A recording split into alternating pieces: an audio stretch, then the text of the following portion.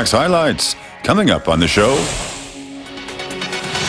Top hat. Designer Justin Smith is one of Britain's most successful hat designers. Swedish sound. Singer and piano player Ida SandSwedish is one of Scandinavia's top musicians. And underwater thrill. A mini-submarine is a popular tourist attraction on a German lake.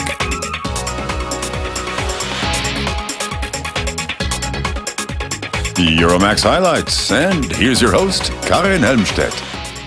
Hello there and welcome to our highlights edition. And we're starting off with a man who relishes his role as eccentric artist to the fullest. It's one of the reasons why German artist Markus Lüpertz is so fascinating but also so very successful. For more than 20 years he's been director of the Art Academy in Düsseldorf. He's now retiring to Berlin, but he certainly won't have any time to put his feet up. Markus Lüpertz, director of a renowned art academy, painter and sculptor. In the art world, he's known as a stubborn nonconformist. Stubborn? Really? I always thought it's the art that counts. I don't really see how being stubborn comes into it. But if that's what other people think, it's probably because I take a point of view, try to accomplish something. If that's what's meant by stubbornness, fine. But I don't really spend much time thinking about little things like that. His supposed stubbornness has brought success. Lüpertz is one of the most acclaimed German artists today. Success and some controversy as well. His Mozart sculpture has sparked debate since it was erected in the Austrian city of Salzburg in 2005. It's been attacked for its raw and primitive physicality. The artist has also been admired by former German Chancellor Gerhard Schröder. Lüpertz's bronze philosopher stands in the foyer of the Federal Chancellery in Berlin.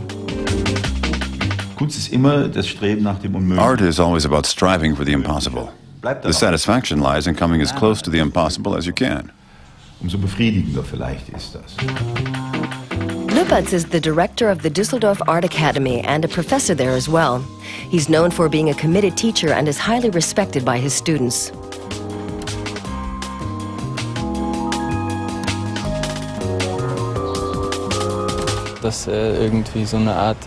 He wanted to create a renowned cultural institute with renowned teachers, with famous artists as teachers, and that's what he managed to do.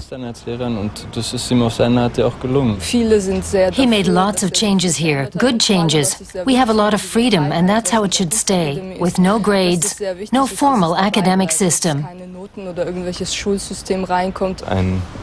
He's a bit of a dandy and a father figure at the academy. Lüpertz cultivated the image as a dandy in his early days in the art world. He's long been known for his appreciation of luxury and for promoting a cult kind of genius. He's even been called the self-styled Prince of Art. I can't identify with the Prince thing. It's a bit silly.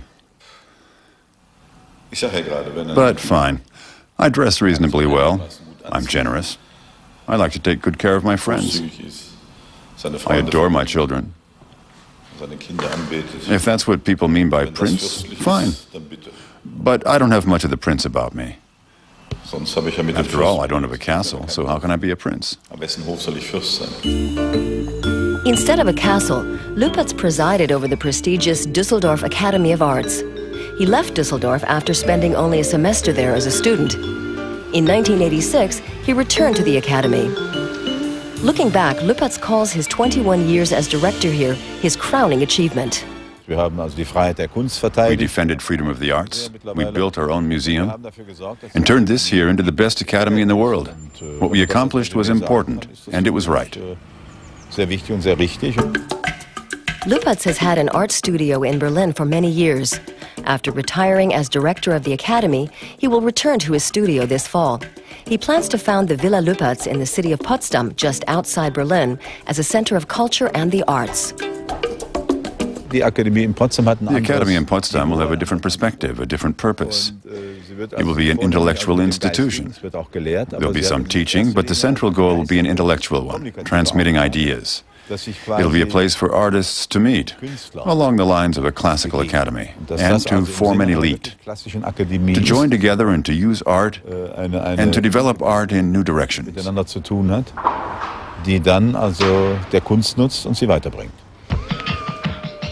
His latest exhibition is titled Skulls and opened at the Düsseldorf Academy Museum in April. The idea of death and human transience has long been a theme in his work. But Lüpertz doesn't mean to imply that his own career is coming to a close. On the contrary, he has many plans for new projects in the future.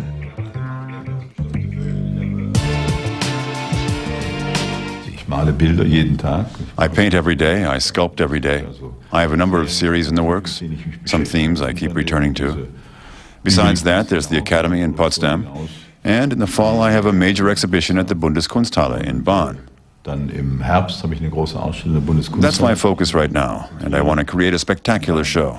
That's my daily life as an artist, and I'm going to keep painting until the very end.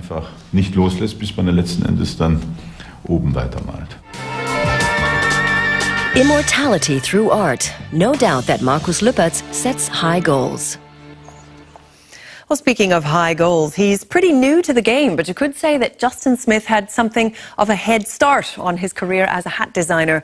The 31-year-old Brit first made his name as a hairstylist before it occurred to him that he might even like to dress up all those fashionable heads that walked out of his shop.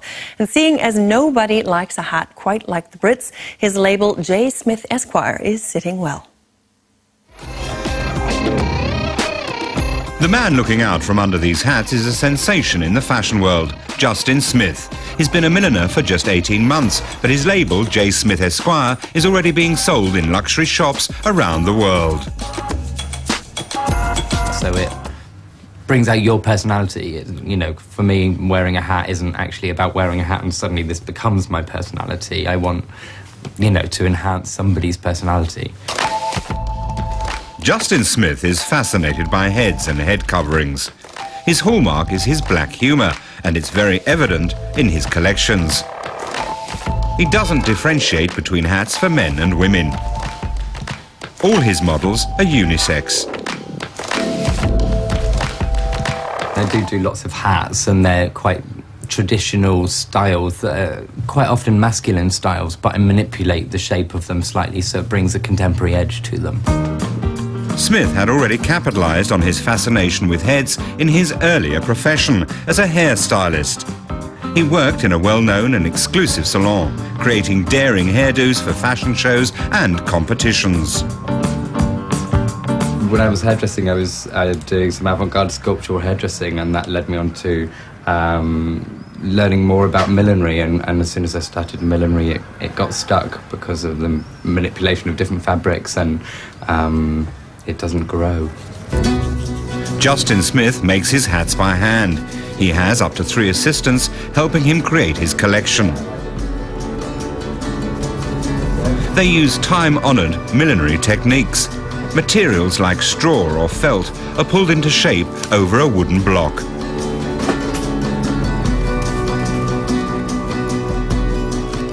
The hat maker then has to pin it into place until the hat has dried.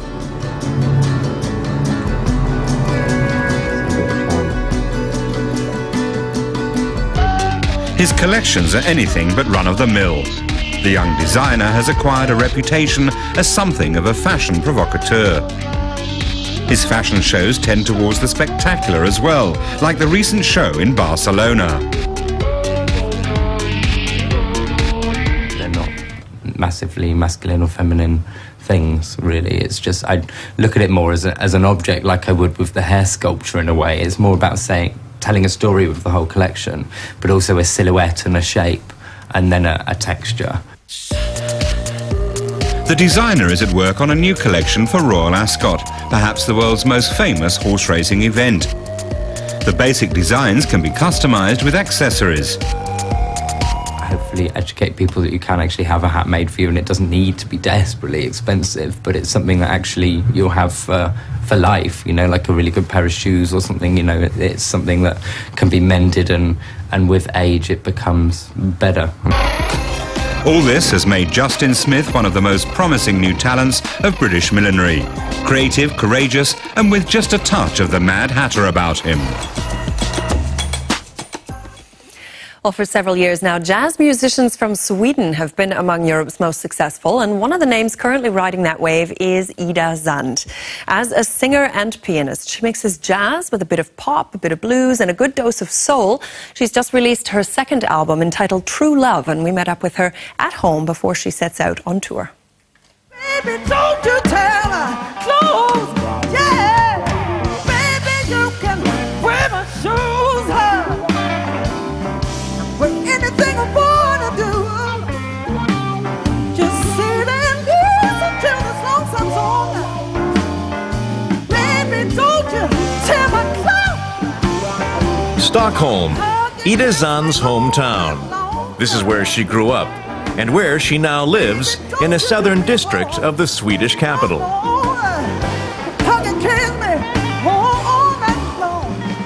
For me, it's important to live where my friends are and my family, where I feel at home. I feel like a Swedish person. This is Fasching, a jazz club in the center of Stockholm. For more than 30 years, one of the best places in Sweden to enjoy good jazz.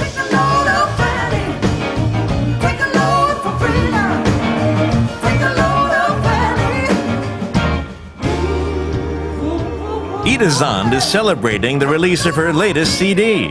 Her debut, produced 2 years ago by Swedish jazz great Nils Landgren, was a considerable success. The follow-up is True Love, her new album. True Love is a family project. Ida Sand produced it herself, together with her husband, guitarist Ola Gustafsson.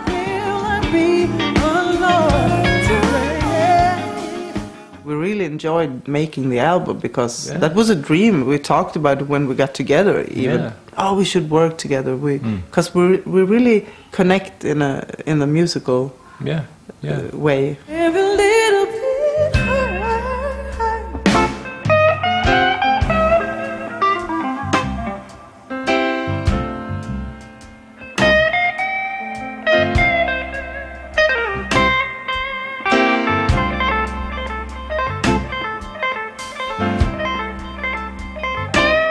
We come a little bit from different backgrounds, so I get calls from people that maybe wouldn't call Ida, and the same for you, Yeah. Because I'm more from a blues, rock and roll background, and you're more from the soul, gospel, R&B.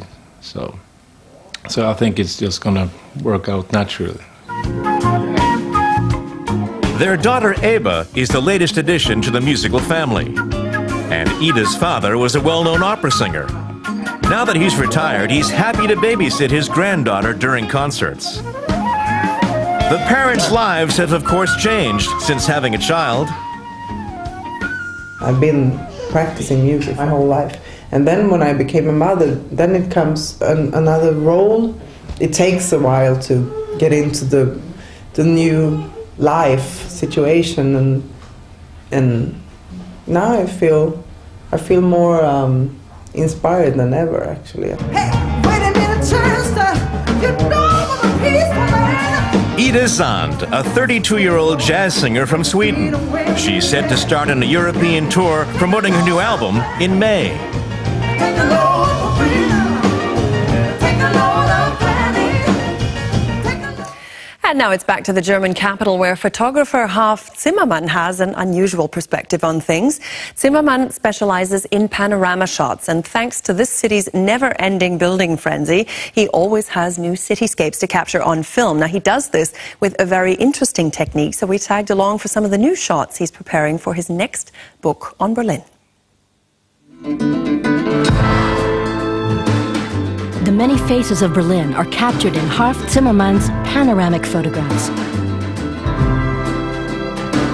I want my pictures to move people and to trigger emotions like joy and give them the urge to explore. In 2005, Zimmerman published Berlin Panorama. His first book of panoramic photos show the contrasts in the German capital, both in its rural and urban areas.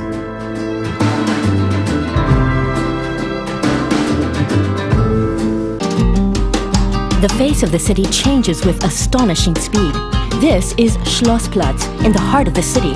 Then and now. Alexanderplatz has also changed since this picture was taken in 2005. For his new book, Zimmerman is revisiting these places to document the city's transformation.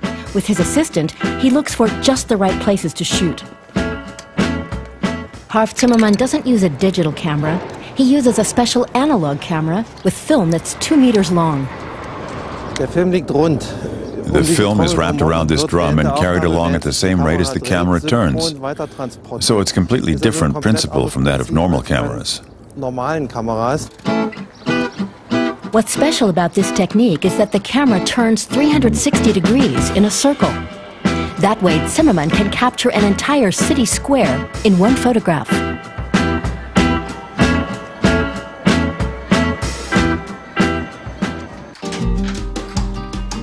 He develops the film himself in his Berlin studio.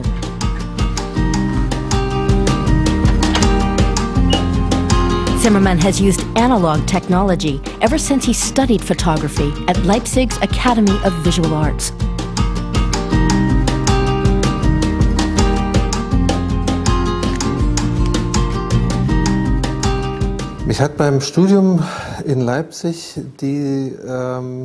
My studies in Leipzig instilled in me that feeling of obligation to realism, to the documentary that prevails there.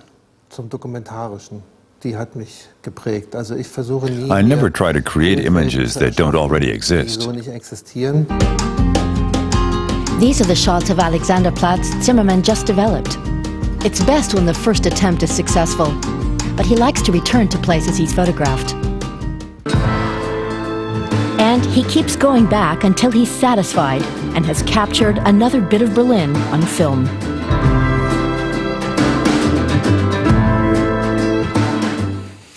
Well, as we just saw, Berlin is an endlessly fascinating place for both locals and tourists. But just outside the city limits, Berlin is surrounded by the beautiful state of Brandenburg. Now, the region, which belonged to the former East Germany, boasts many fabulous forested areas, and they're chock full of lakes and rivers. And on one of those lakes, there happens to be an unusual tourist attraction named Nemo. So our reporter Matthias Stamm decided to pay him a visit.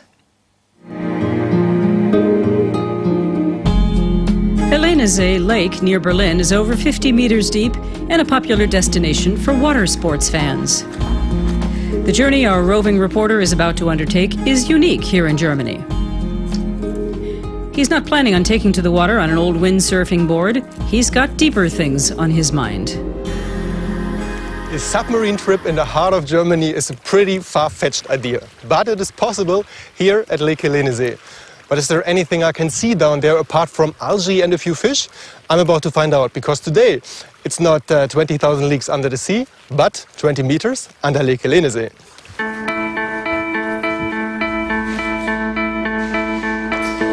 Thomas Breinig came up with the idea of building a small submarine to explore German waters 2 years ago. 1,000 meters of cable were needed to ensure that the passengers get enough air. Our reporter went to meet Breinig in his boatyard, where he's busy building a second submarine. Breinig plans to export his concept to the rest of the world. Mr. Breinig, how did the idea evolve to build a submarine for Lake Hellenesee? I've been diving in the lake for over 30 years, and then I got the chance to pilot the submarine with friends inside. Everyone loved it.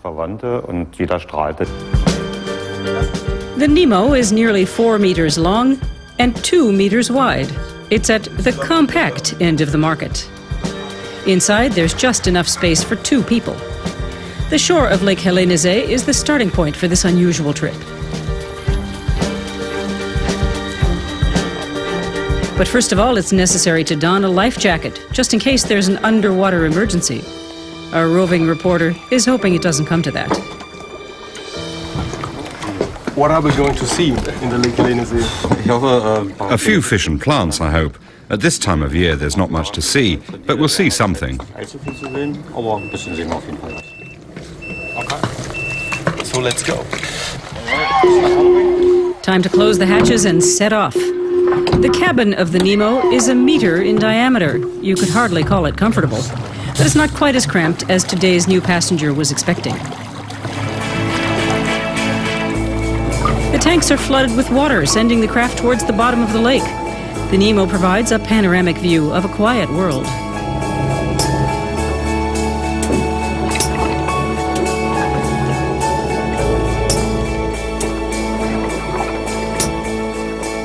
The submarine's maximum speed is 4 knots. That's about 7 kilometers an hour. Unfortunately, the water turns out to be cloudier than usual for this time of year. The shadowy silhouette of a sunken ship appears out of the gloom. Today we're a bit unlucky with the visibility. It's never been as bad as this. There are a lot of suspended particles. It's not great at the moment. 22 meters down, there's a bit of a surprise. A desk with a computer. Hardly ideal working conditions.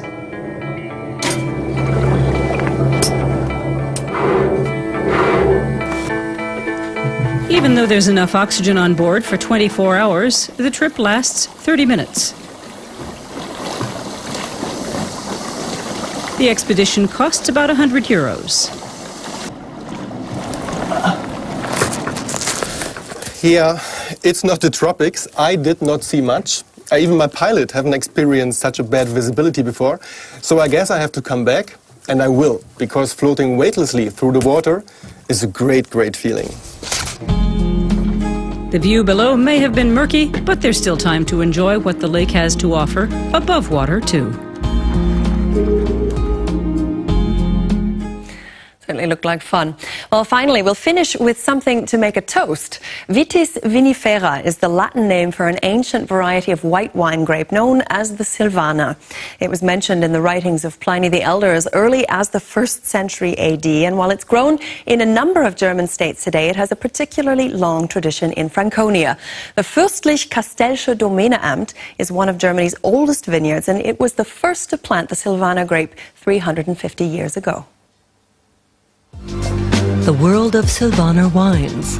Whether as a light summer wine, subtle and creamy, aged in barrique-style barrels, or an intensely sweet Auslese, the Silvaner is a versatile talent.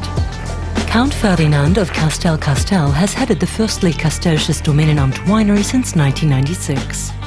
The estate is in Franconia, a wine-growing region in Bavaria. I think this grape variety has a long history and a great future. Silvaner wines are an excellent accompaniment to meals. They're highly individual, with a different nuance in every region they're produced. And they're more palatable than wines made from many other grape varieties. In no other German wine-producing region is Silvaner so widely grown. On nearly 1/5 of the vineyard area.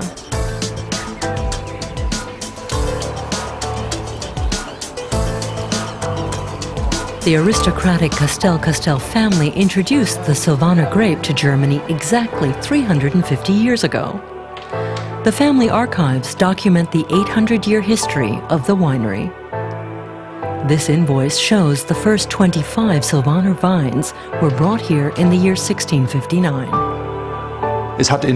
We had some disastrous harvests in the 1650s all across Franconia, so it was a good time to try a new vine. The Silvana was an Austrian import, something completely different. They were more than 2.5 times as expensive as ordinary vines, so they could only get a few of them.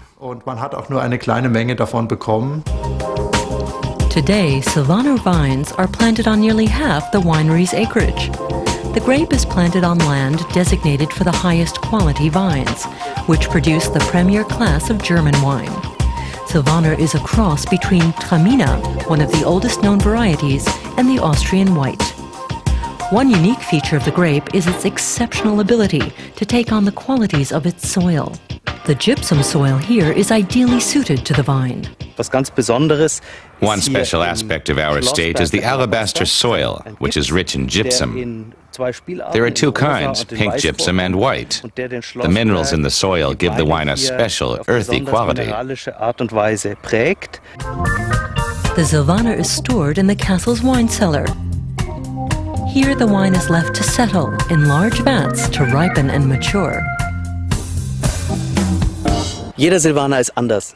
Each one is unique. Silvaner always shows traces of its vintage and the vineyard where it grew. It also develops a variety of aromas, like apple, quince, and pear, but also herbal notes and earthy mineral ones. It's always a discovery, something new every year. With its highly individual character and 350-year history, Silvaner is indeed a wine with a unique and delicious story to tell. And that's all for this edition of our highlights. But don't forget, you can see any of those reports again and some others from Euromaxx on the internet. Just go to YouTube and type in Deutsche-Welle English, all one word, and you'll be sure to find us. Until the next time we meet, take good care and thanks for watching. Bye-bye.